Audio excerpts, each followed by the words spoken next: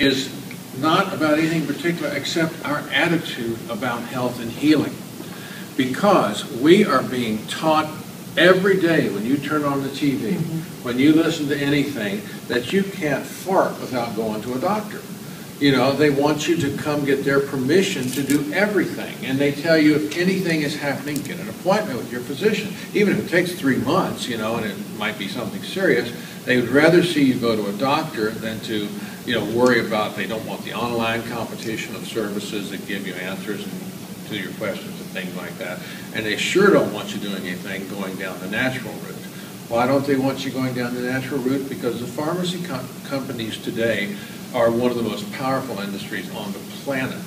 And I'm not going to get off on mental health drugs or statin drugs or anything else like that today, but they want every human on this planet to believe that they have to be living on some sort of medication in order to survive, in order to be healthy, in order to make their life basically complete and together.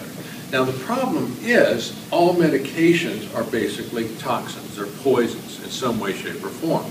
Why is that? Because for the FDA to approve anything, well, let me be a little more accurate. For the FDA to give approval, most of the time, you have to show some clear-cut response to the product. You take a pill, it does something. You take aspirin, your headache goes away, because the drug works in a certain very predictable pattern by stopping something in your body that's causing you pain or making your nose run or something like that. And so they can show that when you take the drug, when you take the toxin, it produces an effect. Well, your body doesn't work that way. Look, I mean, again, look at the example of aspirin. Where does aspirin come from?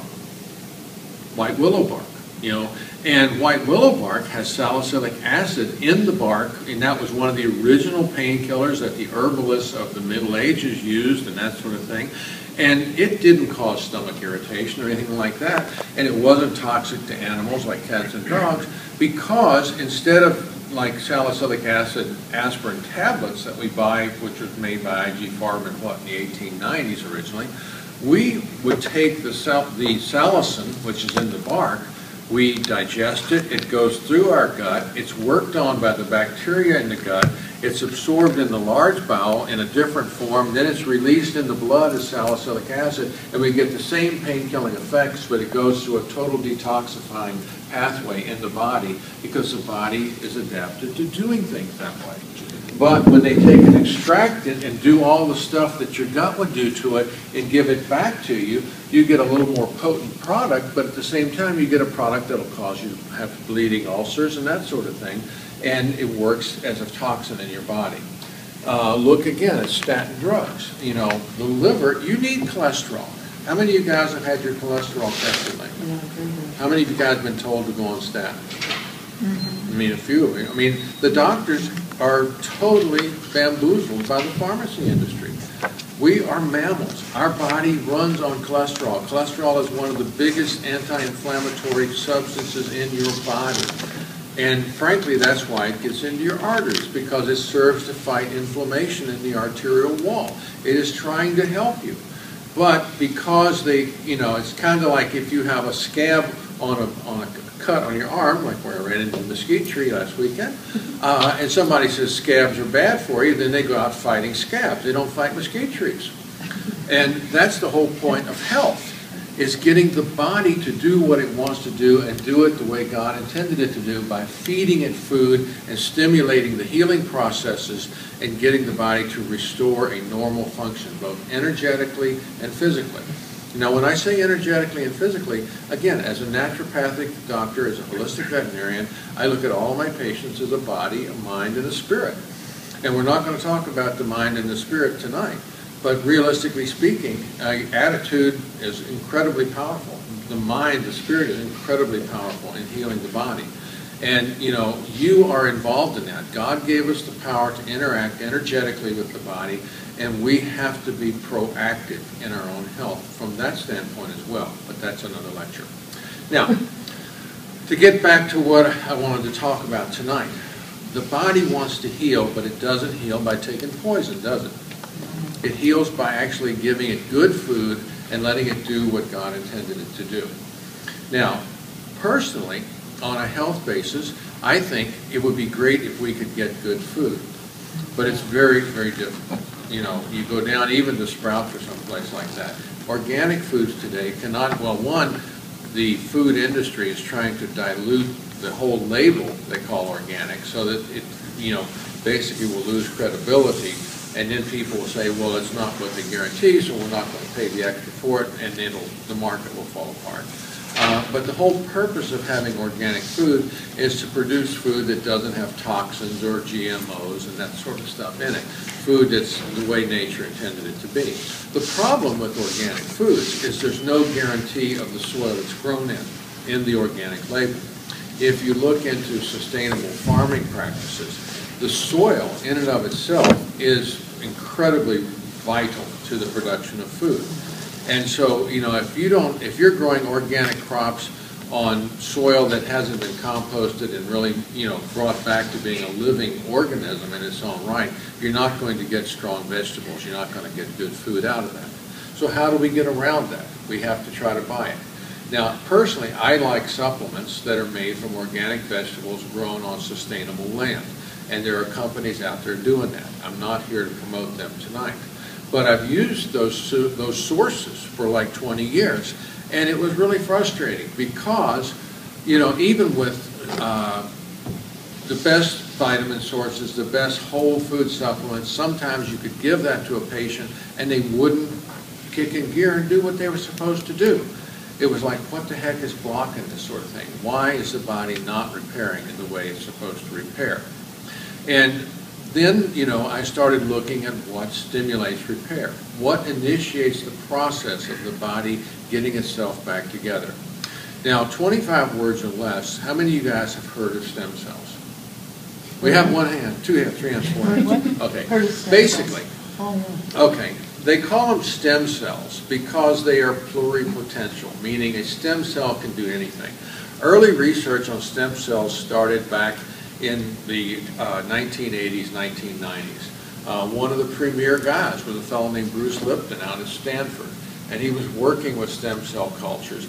And one of the things that he was trying to figure out was, again, what if he took one stem cell, he got it from an embryo or something, and cultured it to where he had 20,000 of them, and he put them into 3 or 4 different plates because he did this experiment.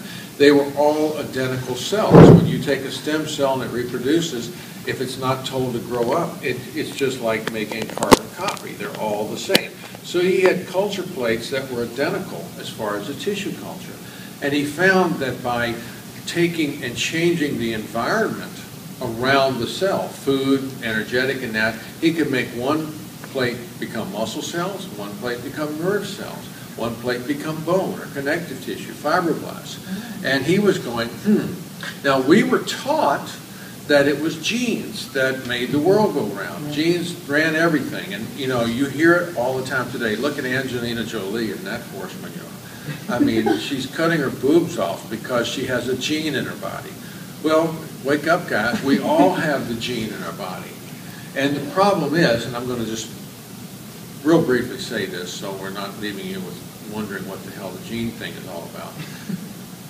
60% of your genes are what they call archaic, meaning they're from your evolutionary tract.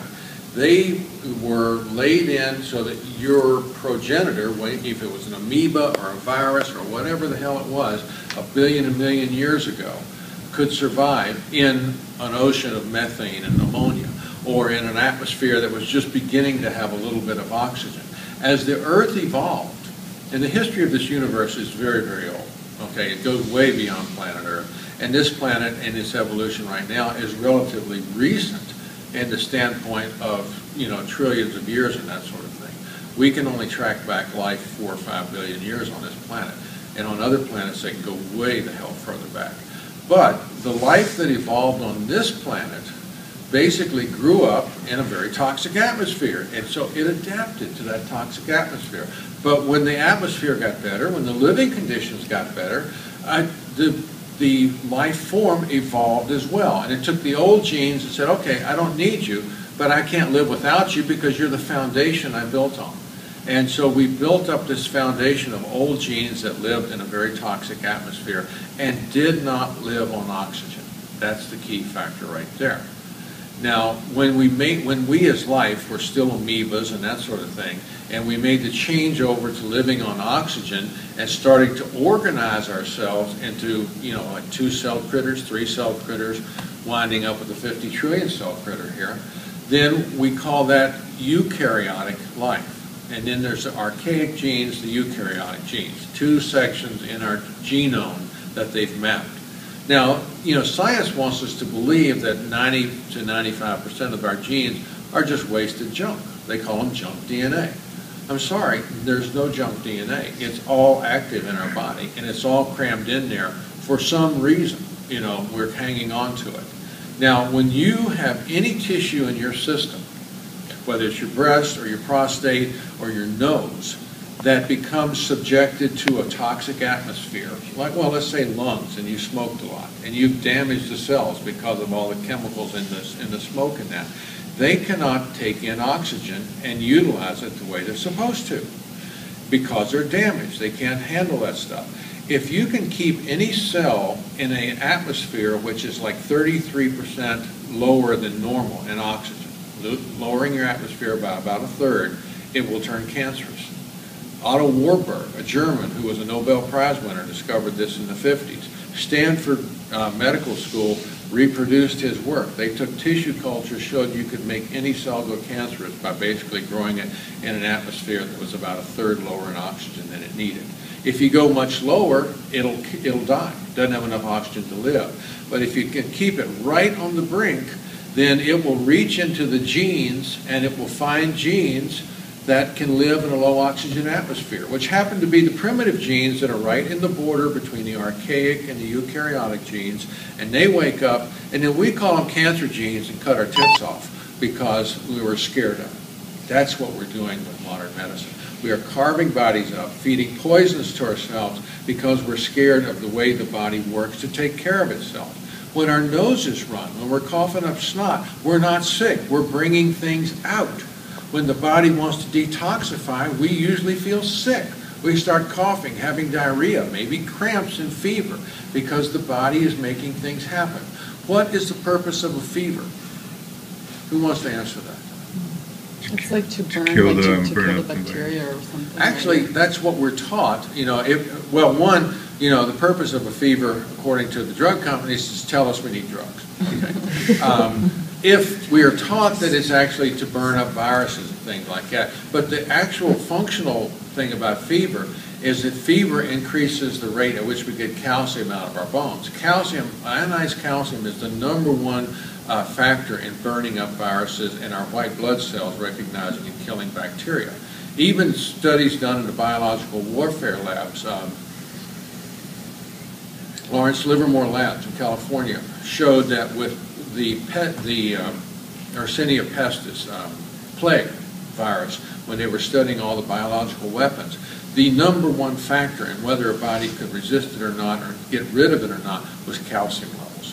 You need calcium for your white blood cells to work, you need fatty acids for your white blood cells to work, and you need vitamin C, ascorbic acid, which has that copper enzyme, copper molecule, which burns up the germ, okay? But, like I say, fever is the body's response to get more calcium quickly. Yes? Well, does that cause osteoporosis or, Well, fever won't. Because it does increase your turnover. But you always have calcium going in and out of your bones. Now, again, I'm not going to even start on that because that's a whole subject in its own right. But what we're trying to do is to maintain the proper balance of tissue. If you have low bone calcium, and now any woman who's over 50, particularly over 60 or 70, any man in that age frame is going to have thinner bones than younger individuals because of hormone balance and a lot of different things. And a lot has to do with the stress we put on them too, because the physical stress, that's why weightlifting and stuff for older people is so important. The stress we put on the bones stimulates an electrical charge which brings in calcium to strengthen them up. When they give you drugs, like all these damn things that Sally Fields promotes and that, to make your bones stronger, they do not make your bones stronger. They're blocking the mechanism by which your body balances calcium, taking it out of the bones. And so you're not putting any in because the old calcium is not coming out. What you're left with is an old brittle piece of bone that actually breaks easier instead of restoring the plasticity of the bone. And, you know, osteoporosis is actually a bone protein disease, not a bone calcium disease. The drugs approach it from the backside, and the totally incorrect approach. But that's a great question, because that basically goes back to what we're talking about here. What's the number one health problem you guys see in your lives? Rebecca, what's yours? My knees. Your knees. Arthritis. What's your name? You look familiar. I'm her cousin. Okay, it's family resemblance. What's your problem? Fibromyalgia. Fibromyalgia. I'm good. Kim has no problem. So basically, it's awareness levels with Kim.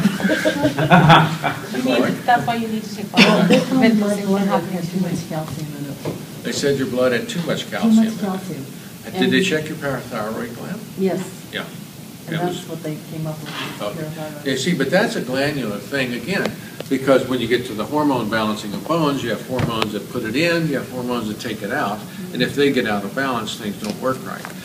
You know, I'm not going to go through everybody to find out what your health care concern is, but they all back down into one simple thing. It's balancing.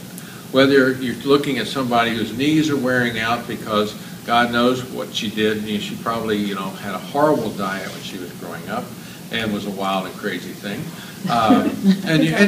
Another one right here. I'll vouch for her being a wild child. Wild and crazy thing. Well, and you know, and I would say that any fibromyalgia case, fibromyalgia is not a disease, it's a deficiency condition. It's your connective tissue not being elastic enough, not having what it needs, and not being able to repair itself in the way it should. The ruination of health comes not from things invading us usually, but rather from things not being able to repair and maintain themselves the way they're supposed to maintain. Now, how does something, look at our intestinal tract. Digestion, of course, is a major, major factor in health. We have to be able to digest and absorb food. What is the major controlling factor in our digestion as to whether we can absorb things or not? Enzyme. Acid. No, it's the area, the surface area of our gut. A human's gut is actually bigger than a football field when you spread it out, because you can't get a lot of anything, whether it's a mineral, a vitamin, or an amino acid through a cellular boundary on a gut wall. You've got to have a lot of surface area. So if you look at our gut under the microscope, you'll see that there's tons of little micro fingers on every cell, and then the cells are also arranged in ridges and valleys to keep that surface area huge. And it has to reproduce itself all the time. We get a whole new lining on our intestinal tract every week. Now, how do we keep producing cells to do that all the time? They have to be able to divide and make a new cell and then grow and then rapidly do it again. Now, the way that works in our gut, or in a dog's gut, or a horse's gut, or anything else, is you have certain primitive gut cells that will continually reproduce. They're always doing that, turning over, making new cells. But they can't do it forever. You know, the DNA wears out. There's little things called telomeres that are on the end of the DNA strands that regulate whether or not they can keep on copying themselves. And so when the gut cells can no longer continue to divide all the time every week, let's just say they do it every Sunday morning just because the body's resting and we're catching up. When they can't do it every Sunday, they have to get some new gut cells in that'll start doing it again. That's where stem cells in the gut wall come in. In the wall of our intestinal tract, we have what's called adult stem cells, meaning these are blank slates. They're cells that are capable of being anything, but they're not like moving around looking for places to go. These adult stem cells, when the gut says, hey, I need a new gut cell here to become lining of my intestine, they reproduce, and one half goes into being a mature gut cell, the other half stays a stem cell. And it's there, and that's your bank. That's how you have a reservoir of cells to grow from. But those stem cells in the gut wall are relegated to the gut wall. They don't go to your brain, they don't go to your kidneys or anywhere else to help out. Now, if you take embryonic stem cells, meaning an embryo, of course, is you get a fertilized egg, it starts to reproduce, and it becomes a ball of cells, which we call an embryo. And, you know, it's a political football is what it is. If you look at it, it's shaped like a football, grows in that way. And the question of whether there's life and a soul attached to it and all that has nothing to do with stem cell research or anything like that. The whole argument about not using embryonic stem cells was pushed by the drug companies because they don't want stem cell therapy to be a competition for their products. Yeah. Because you don't need embryonic stem cells from an embryo. You can take stem cells they figured out of, you know, any animal and turn them back into young stem cells. And then what the NIH has shown is, you know, they've done studies clear back in the 90s where you took stem cells and you inject them into someone's butt because they thought they needed liver cells or they needed something down there, and they went to their brain. And the guys became politicians. You know? But on a serious note. About the whole stem cell thing. Are all stem cells, wherever they are they the same? Originally, yes. Okay, so everything, our finger has its own stem cells. That means every part of the body has to have its own thing. The skin has to have its own. To a certain extent, Rebecca. Okay, now, so how do they take stem cells? Just recently, they did this in another country. The baby who was born without his trachea. And they took the stem cells and they made him a trachea implant. Okay. Well, now what she's referring to is a case of a baby, a young boy that was born without a windpipe, and they took his stem cells and they grew a windpipe out of him. That is what Bruce. What stem cells did they take? Well, they could use any of them. I don't know. I don't know which one they did. How did they tell those stem cells to be a trachea? And they grew it on a little thing in a petri dish. Funny you should ask that. That's what Bruce Lipton's work was all about. How does the environment tell our cells what they want to be? Part of it goes back to simply this. You know, a stem cell in an embryo, let's just say back when there's only like 8 cells. You know, you've had 3 cell divisions, 2, 4, 8. All of those cells are basically identical. But what is starting to happen as the embryo grows is the receptors. You have like universal turn-on keys, but they have different locks in the cells in different places. As the embryo grows, if you studied embryology, it goes into basically 3 levels of differentiation: the outer, the middle, and the inner, the ectoderm, mesoderm, and endoderm. Ectoderm forms connective tissue, brain, skin, bone, all that stuff. Mesoderm forms muscle and organs. Endoderm forms the lining of our lungs and all that sort of stuff. Okay. And so as these things begin to separate and become more mature and differentiate, the same factor, the same growth factor will plug into a different turn-on key. It's just like the same key going down through a series of locks. Well, you see, but that now, again, it's not all physical. That's where spiritual medicine comes in. Because I would quote you Max Bohr, who, you know, just was one of the guys that discovered the atom bomb, or how the atom bomb worked. And when, no, Max Planck, excuse me, not Bohr. And when he got the prize, the Nobel Prize or whatever, for elucidating what led to the atomic bomb, he said there is no matter as such. We have a field of energy. Life is like one giant atom, and it is the spiritual direction that controls the field of life. Now, that's a real another lecture when you start talking about how you as a spiritual being can direct a cell to become a nose hair or to become a piece of bone. You know, I'm not going there tonight. But realistically speaking, that is the interaction of the mind-body-spirit connection. Now, while we're talking about that, so you won't get totally confused, mind, body, spirit. We come from God. That's what I believe. We are all a representation of God's beingness. We can generate wavelengths of energy. That is how we control the universe. The mind is our software, which has a lot to do with DNA. DNA can be called a software program, and DNA has been shown to be controlled by energy fields. A slight shift of just the angle of one atom, one electron in DNA will give you a different protein. Now, quite frankly, science is just beginning to look at this. I mean, I started looking at this from a philosophic standpoint about 4 years ago. And I called my daughter, who was working on her PhD in biochemistry at Colorado at that time, and I said, Christy, what data can you give me about the way energy fields and magnetic fields affect the angle transcription of DNA? And she said, what the hell are you talking about? She said, that is like way beyond where research is going. They're just speculating about that now. Where did you get into this? And I said, because philosophically, that's how we work. So realistically speaking, I would say if you want to listen to some interesting stuff on that, contact me. I can give you some references. You can find online, YouTube I lectures, just want to things know like how that. they made it a trade. But when we get back to the body, because we're here to talk about healing tonight, stem cells all through the body are what keep us going. And when they run out of gas, we get old. It's just that simple. Now, the thing is, stem cells, because adult stem cells don't know what to do. Young stem cells will do what they're needed to do in the body. You put them in the bloodstream. We do this in veterinary medicine today. They can take like a horse or a cat or a dog and take body fat. Usually on a horse they go into the area by the tail, on a dog, cat, they go into the belly, get some of their body fat there. They extract adult stem cells from the fat of the body. Then they bathe them. You send them to California. Actually, if you really want to spend some bucks, you can get all the equipment to do it in your office. But I don't have $100,000 to drop right now.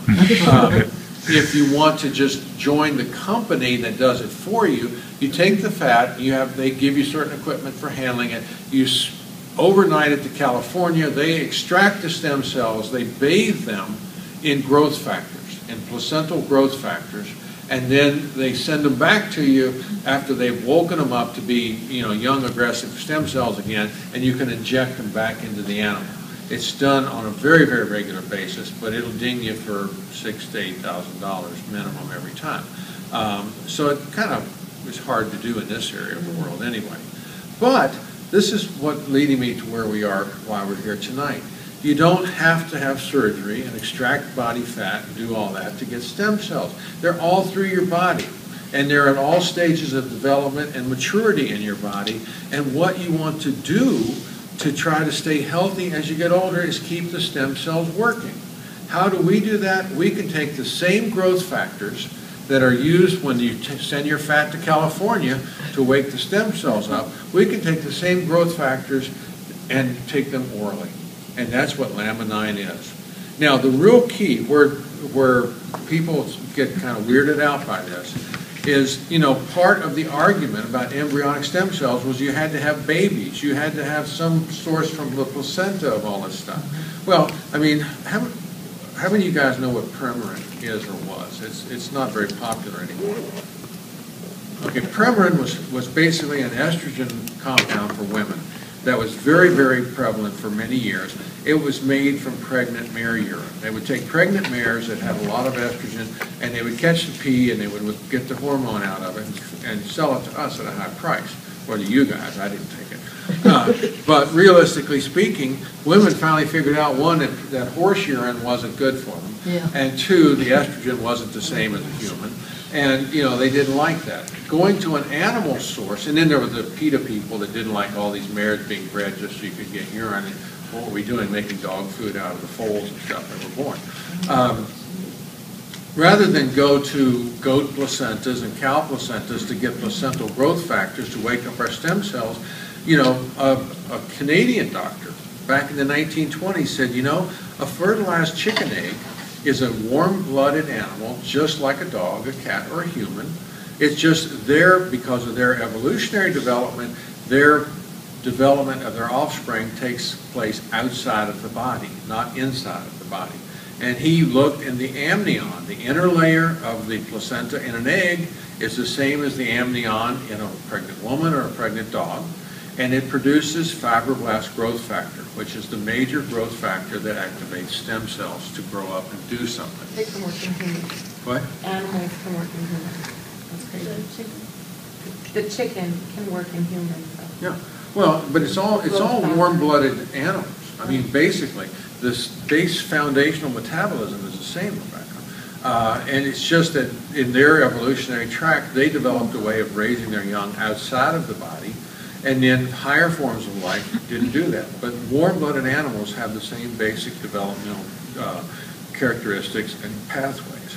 And so the growth factor found in a fertilized chicken, a fertilized egg, is the same as what you produced when you had your kid, to get that embryo in its early stage of development to become a child.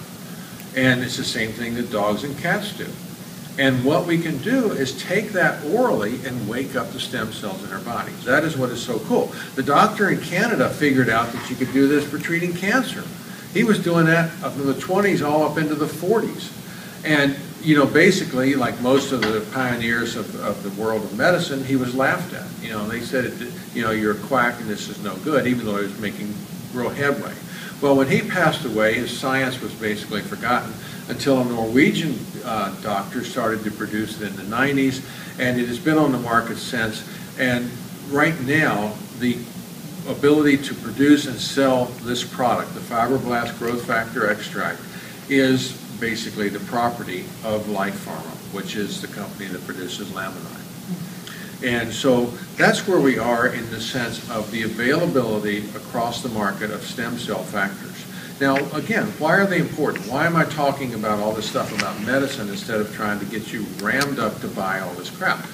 Because the thing is, if you look at your body, you can take all the vitamins in the world. You can go to Sprouts, you can go to LA, you can go to GNC, whatever you're taking. If the cells are not awake and getting the signal to grow and heal themselves, they're not going to work right. This one. And so when you combine that element of signaling the cells with the growth factor to wake up the stem cells and then give them the nutrition to do so, you are getting the optimal effect. Now, I don't care whether I'm talking about veterinary patients or my human patients. I always tell people, or try to remember to tell people, that only God and your body know the real potential that's left in there. And, you know, I mean, I'm going to ask you to tell your story, Rebecca, but, you know, Rebecca had severe knee issues, and she saw a dramatic change. I mean, one lady came into my clinic not too long ago, and she had a poor little dog with heart failure, and he had a real problem. But she was talking to me while I was working on her dog, and she said, you know, Jody, you got anything that'll help me sleep? And I said, yeah, the Laminine is really good for that because it balances serotonin and the neurotransmitters in the body. And she said, I'll try some. And I went back to work on her dog. And she came in with her dog a week later, and I was looking at him, and she said, oh, I just wanted to let you know, that stuff really helped my sleep. She said after the third night, you know, I was sleeping deeper, better, and longer, and it's been improving every night. She said, but what was really wild is all my fibromyalgia pain disappeared after the fourth day. Wow. And I was going, what fibromyalgia pain? You never mentioned that. And, you know, the thing is, every one of us in this room is different. We are all individuals. We have different health issues, different age, disease, stress, whatever. And yet we all rely on stem cells to tell the tissues of our body to repair themselves and to get something going. And so when you take any product that actually wakes up stem cells and tells them to work, it will work in a different way, but it should work toward the end goal of making you feel better, plain and simple. Nobody is the same. You can't predict what it's going to do. It's not aspirin, for Christ's sake. It's something to tell your body to wake up and get to work. And that's what, you know, this stuff is about. Now, what I want to do at this point is I'm going to set up a little video I have about Laminine and just the product in general and what it does. And while I'm doing that, I'm going to ask you, Rebecca, to tell your story first. And then Ben, and who is anybody else here in the room? I wanted Lova to talk about her experience with the Laminine. Yeah, I mean, people that have had some experience with it, I want you to talk about it while I'm setting up the computer. So I'll give you the floor. Do you want her to talk first? No, go ahead. You first, Rebecca. Okay. Hi. Stand up. Introduce yourself. Don't push it, Rebecca, come on. I'm Rebecca. I've been taking Laminine for almost maybe about now, a month and a why don't half. you tell them that I met Rebecca at the Okay. when I was down behind the reception desk. Right, it looked really awkward. Really awkward. But, It did, he was under my desk. There you go, there you go. He was under my desk, and no, I've been having knee issues. Like 4 years ago, I jumped into a swimming pool that was really, really shallow, and I completely messed up my knees. They totally like compressed, and the pain was just, I remember that night I felt like I was in a bubble when it happened, and the sound waves, you know, just the pain was just unbearable. And I was like, I really did it. And I'm terrified of surgery. I've never had surgery before, don't want surgery. And pretty much everyone was telling me you have to have surgery. And I was like, okay, fine. So I did, you know, tried the whole like, let's, you know, be healthier, let's exercise, let's do yoga, let's lose some weight, let's, you know, try, and the pain wouldn't go away, and it progressively got worse to the point where I couldn't even have someone sitting close to my legs and touching my knees at all in any way, shape, or form. And I've always been into holistic medicine, herbs, and things like that. Lova, I've always tried to get her, you know, become a vegetarian, do this, do that, this is better for you, while I'm suffering, you know, and I don't want to take drugs or anything like that, so I dealt with the pain. And sometimes I would just walk around for like an hour and my legs would be completely swollen. So he came into the station and I said, what can you do about my knees? Cure me. And, you know, he blew me off for like a month. No, he did not at all. He said he was working on researching a product. So finally I made an appointment with him. I took my dog in to have her examined. And Oh, by the way. I know, by the way. And that's when he gave me my first bottle of the Laminine. And it was expensive. $45 for me was expensive. And but I'm desperate. I don't care at this point. I'm willing to try anything to make my knees feel better. And I can't even believe the results from it. I have like no fucking knee pain. Like, How long did it take you before you Lova started knows noticing? a week. Wow, A week. awesome. Within the first week, I was already feeling better. Lova was one of them. I nearly knocked her out of her chair one night for just weeks before taking it. She touched my knee, and I was like, My knee don't. hit her knee underneath the table at a party. And I was like- her face just went white, and she was about to hit me. I was Yeah, like, and now I'm literally punching my knee, slapping my knee. That is fantastic. I'm not saying I can do cartwheels. I still can't like squat like some people. They squat, but I am getting further down, you know. And Was that just from one bottle?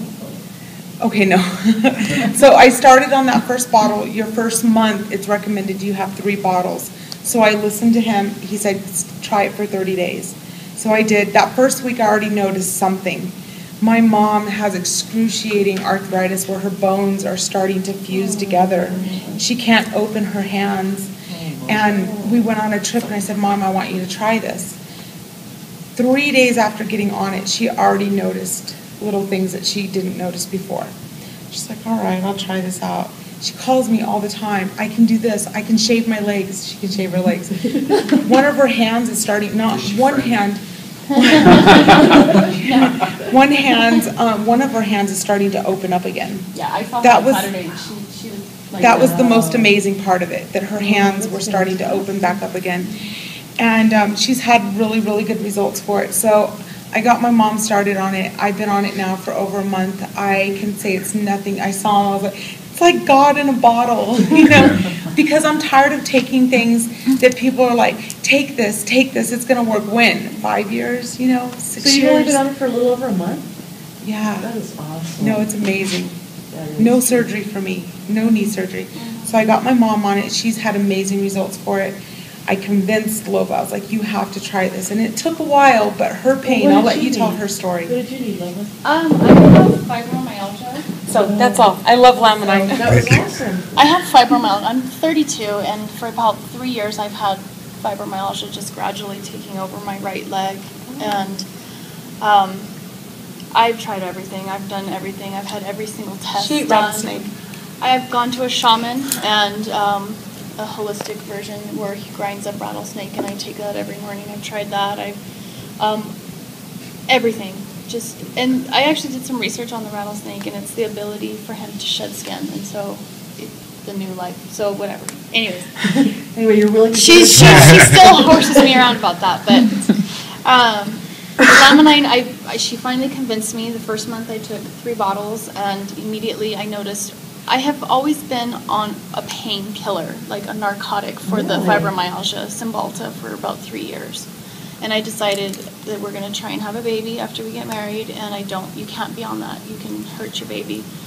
And so I decided I'm going to start to get myself off of it now. And coming off the Cymbalta, all my fibromyalgia pain came back. Like fast. Like overwhelming my body completely. And it's back and it's pissed. It almost seems like it's mad that I shut it up for so long. That it's moving to other parts of my body, the bottoms of my feet, my shoulder. So I start taking Laminine, and the first thing I noticed actually was energy. Like sometimes I talk so fast, like my fiance's like trying to like stop, slow down. And I'm sleeping better. My attitude's better. I just feel generally well, and I am not on any sort of pain medicine at all. I mean, I take. I'm down to just normal, birth control in the morning, and I was taking this for pain, this for anxiety, and it's just all gone away. I feel great. I still have pain, like she says, it's not 100% better, but So you just started it too. So. yeah, I mean, I was going through bottles of pain cream. I was taking my heating pad at night and wrapping it around my body and like securing it to my body so it wouldn't move, and just bake my leg all night for pain. And I mean, I can go 4 or 5 days, and then maybe I'll have to put the heating pad on, and it's an incredible difference. So, holy chicken pills. That's what we call it. We call them chicken pills. I'm going to go ahead and start the DVD here, because it runs about 25 minutes or so. I mean, and I would back this up by saying, I mean, guys, like I said, I was a defensive tackle. I used to be pretty buff. And I still try to stay in shape by, what's that? It's not like you're out of shape or anything. Oh, I feel like I'm out of shape because, I mean, when I'm letting the water in the shower warm up in the morning, I would drop and do sit-ups and push-ups and things like that. Well, the water, just try to do a quick 20, do that. And I got to where I was doing push-ups on my knees, girl push-ups, because my shoulder was so sore, I couldn't do regular push-ups. It was painful. I'm back now after being on the Laminine. I started this actually about 3 weeks after I started the Laminine. I'm doing push-ups between 2 bars like I used to when I was working out, and I can do 20 at a time with no pain. The body is still a problem. I mean, my joint didn't regenerate, but I don't know what the potential is. But it took you a lifetime. I look at it this way. Yeah, it took us a lifetime to get where we are. Just the fact that I'm actually taking a product and I'm getting results from it is beneficial to me. I mean, I took considering it's a glucosamine. food supplement. I took glucosamine and they're like, oh, it's going to work, it's going to work. When? 5 years later, it's like $60 a bottle too. I bought a bottle of that. And I was so going to also realistically speaking, don't tell anyone it's a miracle cure. But it sure works good to help the body do what it wants to do. Let's watch the video and then we'll have questions afterwards, I okay? can cross my legs now. I haven't been able to cross my legs in a real long time. I'm going to just tell one story, which actually is very appropriate at this point in time. The way I got introduced to this product myself was my wife had a stroke a little over a year ago. And she, with the acupuncture, the nutrition, everything I was doing, came back fairly well. She had a nervous breakdown because she still had double vision. She went and got some counseling in California. And physically, she was like at 85, 90%. But she still wouldn't go to Golden Corral because she was afraid to walk to the bar and get food and take a plate and walk back down. Turn those lights on, would you, Ben? Thank you. A friend of ours in California who's a naturopath suggested Laminine. I'd never heard of it. And I was researching it, looking into it when I met Rebecca. And I told her, I said, because the first things I said were, I saw one, and I should say, were all about getting your testosterone levels up. And I said, I'm sorry, I don't need that. I have plenty of things on my shelf that do that anyway.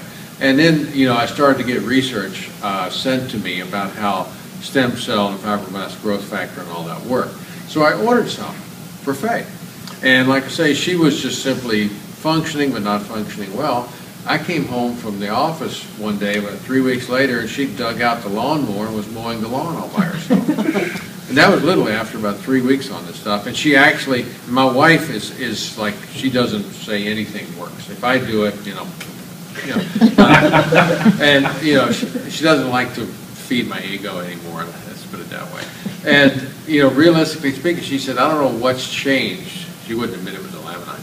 But she said, my joints quit hurting, my muscles feel stronger, I'm doing better. She said, I don't know what you changed in my vitamins, but keep it up. Well, actually, the call I just got was from Faye. She's about 1.5 miles out in the desert because we turn our dogs loose with a GPS tracker on them, and they're taking off for a long run tonight. So she was going, "Get your ass home." So with no further ado, I've got some brochures. Did you bring brochures, Ben? I know Ben and Rebecca are both working to promote Laminine. It is a good business opportunity. I am not promoting it for a business opportunity. I'm willing to make some money sharing health with people. But on the bottom line is, I've seen things, you know, Rebecca worked with Eleazar. I mean, we see companies send us crap all the time. And in, you know, 20 years of doing this is the only product I've ever seen that was so revolutionary and so unique in its offering that I said, this is something we need to put out. And that's why I'm here tonight. Because I don't want to be on the horn pushing sales of a product. But on the other hand, we just had a lady come in last week who her mother had diabetes to the point she couldn't walk around. Her feet were so sore. Her toes get bad. Her fingers were purple from bad circulation. One bottle of Laminine, she was getting up and walking around the house, doing stuff again with no pain, and the circulation in her hands and stuff was back to normal from all the looks. This stuff is truly phenomenal. And so, with no further ado, I'm going to thank you all for showing up. And, you know, like I say, my job is to promote health, to get people in a healthier state because there's so much crap coming down on this planet right now. We need intelligent people who are aware of what's going on and who are in shape to do something about it. And so I want to promote that. If you guys, any of you that never heard this material before, are interested in getting more data, getting some Laminine in that, talk to Ben, talk to Rebecca. They're here to handle that end of it. Again, we can't sell you stuff here tonight. That's not part of the rules with this room that we're in. But you can get your connections and get things started. The thing that I like about this company, I mean, I don't like multi-level companies any more than the next guy, but they're kind of consumer friendly. You don't, when you sign up online with one of these guys, you don't have to pay anything to sign up. You go online and you can order it at the same price I order it at. And you don't have to get into to a mandatory shipment thing. You know, you go to some of the Noni companies and all that, they want you to buy a case every month. You have to pay $10 or $20 a year to get your membership. You don't have that here. You can do as little or as much as you want, and it's just a matter of going online and doing it. And so, for that reason, it's kind of consumer friendly. And that's why I'm promoting it as well as the fact that it really does the job. So I'm going to, and Rebecca borrowed 2 bottles from me because she was desperate. I've got my stuff back. I'm going to break down my gear and go save my wife. Thank you, guys.